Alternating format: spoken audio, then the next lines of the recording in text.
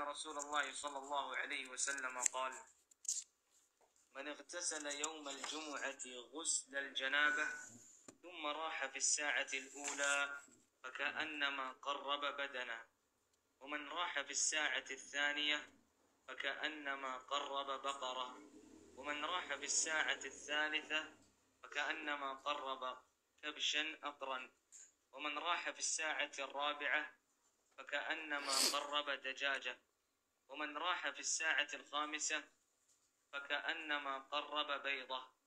فإذا خرج الإمام حضرت الملائكة يستمعون الذكر. متفق عليه. قوله غسل الجنابة أي غسلا كغسل الجنابة في الصفة. أحسنت. قال المؤلف رحمه الله: وعن سلمان رضي الله عنه قال: قال رسول الله صلى الله عليه وسلم: لا يغتسل رجل يوم الجمعة ويتطهر ما استطاع من طهر ويدهن من دهنه أو يمس من طيب بيته ثم يخرج فلا يفرق بين اثنين ثم يصلي ما كتب له ثم ينصت إذا تكلم الإمام إلا غفر له ما بينه وبين الجمعة الأخرى. الحديث أخرجه البخاري. Alhamdulillah wassalatu wassalamu ala rasulillah wa ala alihi wa sahbihi mawalah ma ba'du. Masih dalam bab keutamaan mandi di hari Jumat.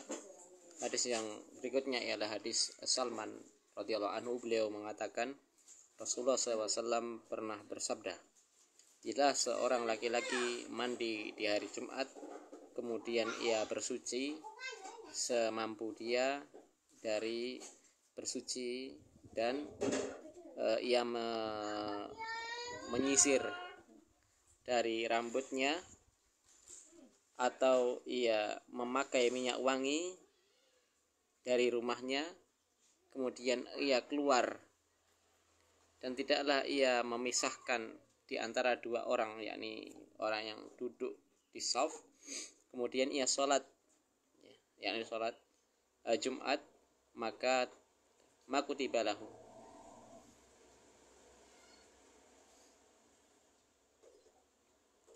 kemudian ia diam tidak berbicara, dan ia diam ketika imam berbicara, yakni khutbah, kecuali diampuni baginya dosa-dosanya antara Jumat ini dengan Jumat berikutnya. Hadis riwayat Bukhari. لا يغتسل رجل يوم الجمعة خص الرجال بالذكر لأنهم هم الذين تجب عليهم صلاة الجمعة. Dalam riwayat hadis ini disebutkan tidaklah seorang laki-laki mandi di hari Jumat. Di hadis ini cuma disebutkan rajulun, yakni laki-laki, dikarenakan memang Jumat hanya diwajibkan bagi para laki-laki. وقوله رجل نكر في سياق النفي فتفيد العموم ويتطهر ما استطاع من طهر. Rajulun di sini memakai sigoh nafi dengan nakirah, ya. La yaksilu ini nafi, ya. Dan rajulun menggunakan sigoh nakirah, maka ini memberikan faedah umum, semua laki-laki. التطهر هنا غير الغسل. التطهر المقصود به أن يقص الشارب ويقلم الأظفار وينتف الإبط ويحلق العانة. وقوله من طهر كما قال العلماء من هنا تفيد التكثير، بمعنى أن كل شيء يستطيع أن يفعله ليطهر بدنه فليفعله. Kemudian kalimat wa yatatahharu mastata, yakni mensucikan diri semampu dia, maksudnya di sini ialah selain dari mandi janabah atau selain mandi Jumat, yakni dari memangkas kumisnya, memotong kukunya dari semampu dia, yakni sunnah di hari Jumat. لا يترك، يعني يفعل شيئا ويترك شيئا، يفعله كله كل ما ذكرنا.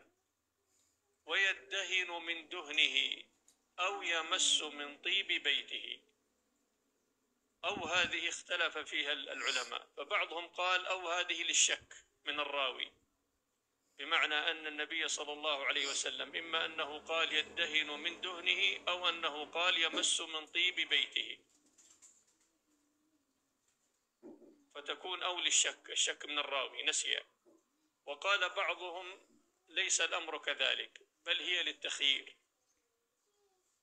لا يوجد شك هنا، إنما هذا كله كلام النبي صلى الله عليه وسلم. Di sini ada kalimat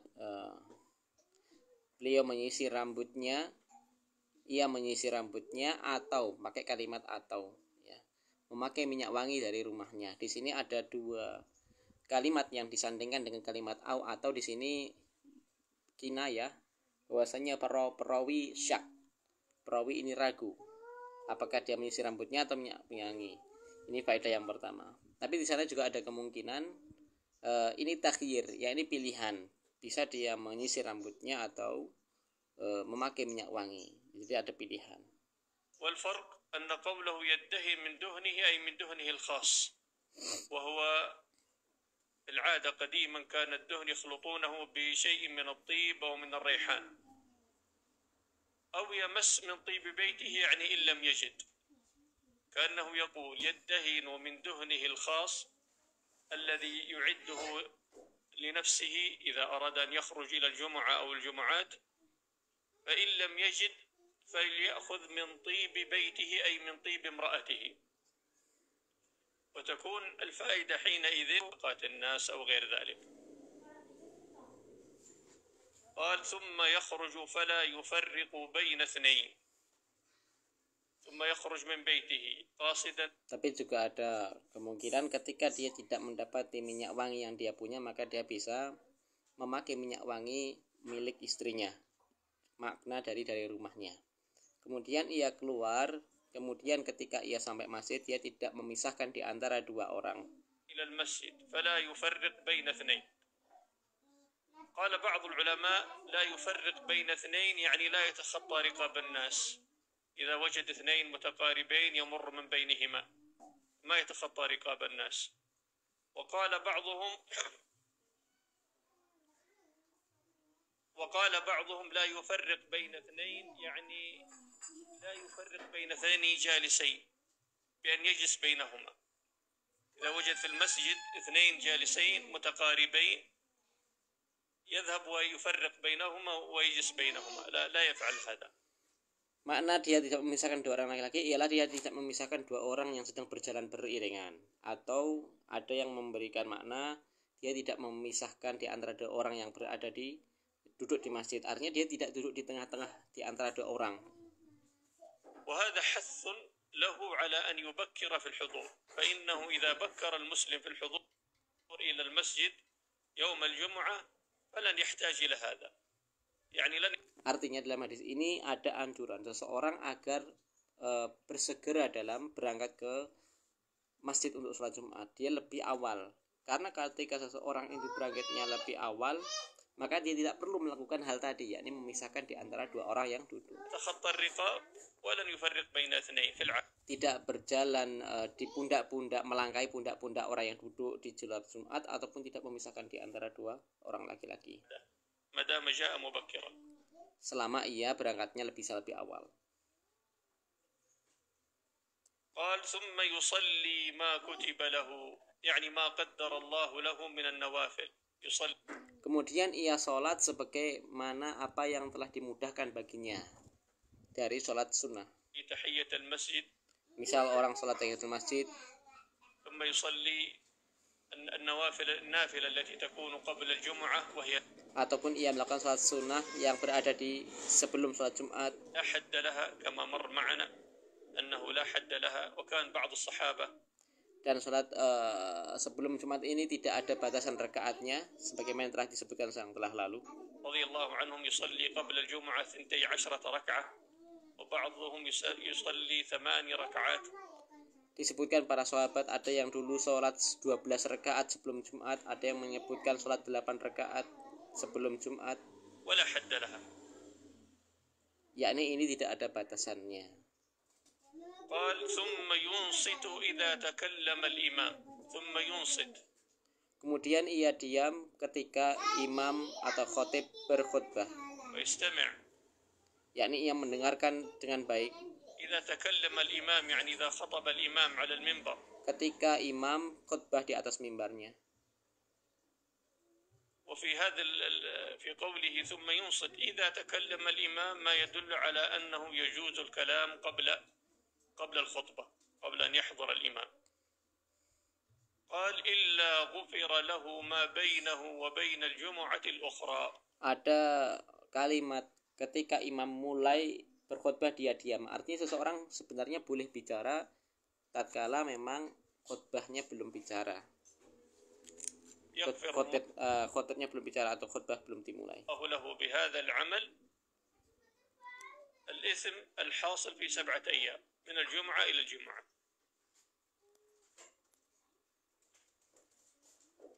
Maka barang siapa yang melakukannya hal-hal tadi, maka diampunilah dosanya dari Jumat ini ke Jumat berikutnya.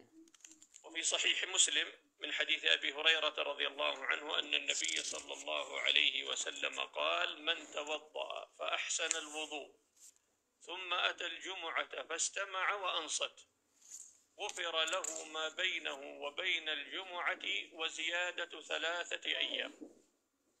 Adapun di hadis sebelumnya, barang siapa yang sebelum berangkat ke masjid ia mandi, kemudian ia berwudu dari rumahnya, maka diampunilah dosa-dosanya yang Jumat ini ke Jumat berikutnya ditambah 3 hari.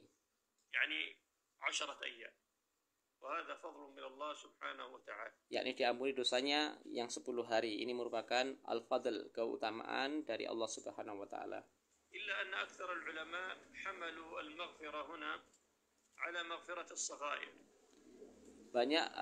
Kebanyakan para ulama berbicara tentang dihapuskannya dosa-dosa ini ialah dosa-dosa shaghair, dosa-dosa kecil.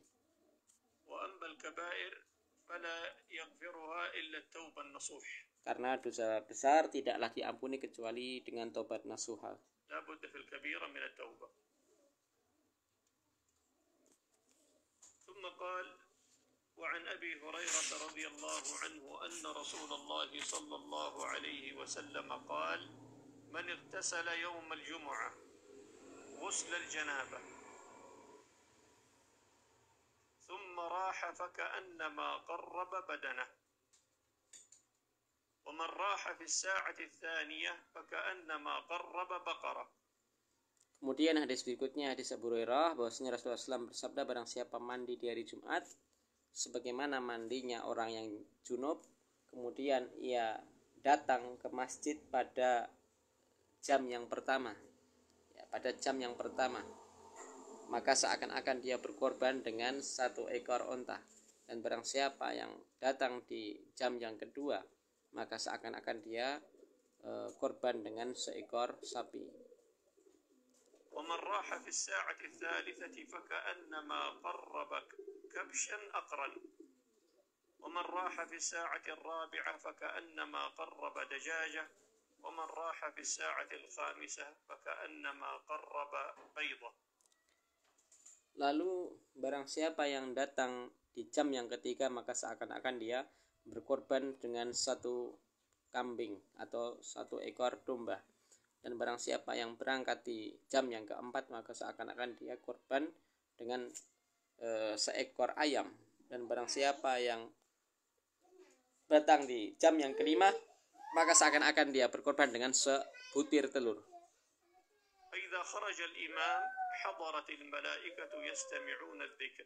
Maka tatkala imam sudah naik mimbar atau keluar muncul untuk naik mimbar, maka para malaikat pun mengikuti imam tersebut untuk juga mendengarkan dzikir, yakni mendengarkan khutbah. Al-hadits akhrajahu al-Bukhari wa Muslim. Man igtasala yawm al-jum'ah ghusl al-janabah. اختلف فيها العلماء فبعضهم حمل اللفظ على حقيقته قال يعني أن يغتسل غسل الجنابة فيكون حينئذ جماع أهله مستحبا يعني يستحب أن. Hadis ini riwayat Bukhari dan Muslim. Lalu lafaz hadis barang siapa yang mandi di hari Jumat, guslal janabah, mandi janabah. Para ulama di sini ada perbedaan pendapat. Ada yang mengatakan dia memang benar-benar mandi janabah. Maka dari hadis ini sebagian ulama berpendapat disunahkannya mandi junub di hari Jumat atau jima di hari Jumat. جامع أهله ويغتسل غسل الجنابة حتى Yakni sunnah dia menjima istrinya di hari Jumat, kemudian ia mandi di hari tersebut. إذا خرج يكون أغض لبصره وأحصن لفرجه. Karena ketika dia sudah menjima di hari Jumat, ketika ia berangkat ke masjid, maka dia lebih bisa untuk menundukkan pandangannya dari wanita yang bukan mahramnya. وقال بعضهم المقصود اغتسل غسل الجمعة غسلا كغسل الجنابة. Namun di sana ada pendapat yang kedua, maksud mandi janabah di sini ialah disifati seperti. Jadi barang siapa yang mandi seperti mandinya mandi janabah, ya. فيكون مجرد تشبيه يعني يغتسل للجمعة وتكون صفة الغسل هذا مثل صفة غسل الجنابة. Karena sifat tata cara mandi janabah ini atau mandi Jumat itu sama dengan mandi janabah. أي غسلا تاما كما يغتسل للجنابة. وهذا الثاني هو الصحيح. Dan pendapat yang kedua inilah pendapat yang dikuatkan oleh Syekh. التأويل الثاني هو الصحيح ويدل عليه ما جاء في بعض الروايات أنه قال كما يغتسل للجنابة. Sebagaimana datang dalam beberapa riwayat, mandi sebagaimana mandinya orang janabah. أو قال كما يغتسل من الجنابة. Au kama yaktasilu minal janabah. Atau sebagaimana seseorang mandi dikarenakan junub. قال ثم راح فكأنما قرب بدنه. ثم راح يعني في الساعة الأولى كما جاء منصوصا عليه في روايات أخرى. فكأنما قرب. Makna roha di sini ialah jaa, yakni datang. Yakni datang, barang siapa datang di sa'ah yang ula, yang pertama. بدنه يعني كأنه تصدق ببدنه. Maka dia memiliki keganjaran seperti orang yang sedekah dengan satu ekor unta. بدنه الواحدة من الإبل. ومن راح في الساعة الثانية فكأنما قرب بقرة. Maka barang siapa yang datang di sa'ah yang kedua